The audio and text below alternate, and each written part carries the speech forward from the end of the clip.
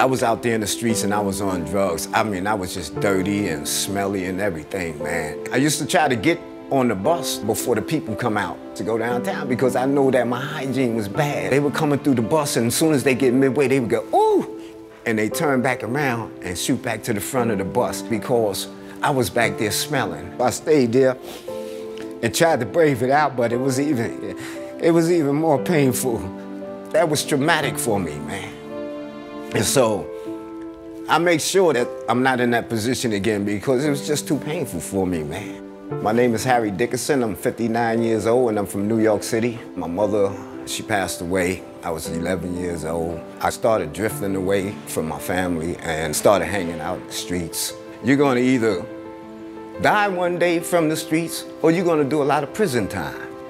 I did a lot of prison time. I did approximately 26 years total. And I didn't get anything out of those places.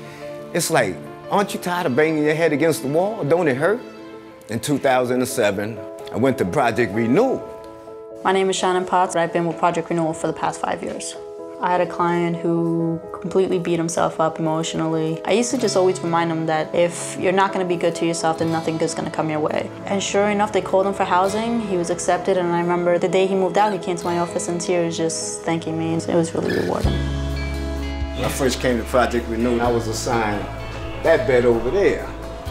A healthy atmosphere can create a healthy attitude. We don't have many people returning to the shelters once they're placed. The goal is to get them out of shelter and into permanent housing, and it's just that permanent.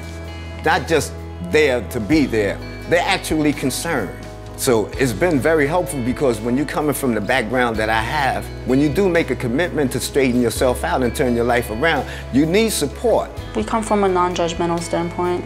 I think that's most important. We want to let them know they're in charge, and we can advise and we can offer and we can tell them the services that we have, and then we find out what it is that they feel they need. Medicine for people who are in this setting really requires a lot of creativity and understanding of the environment that our patients are living in. It really is what makes the program so successful.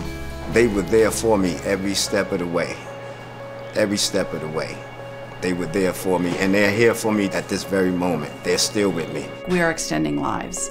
Without Project Renewal, I probably would have wound up back in the streets. You're gonna run into challenges that you haven't faced before, and you need support group to help you get through it. I really believe in my heart that they helped me get housing.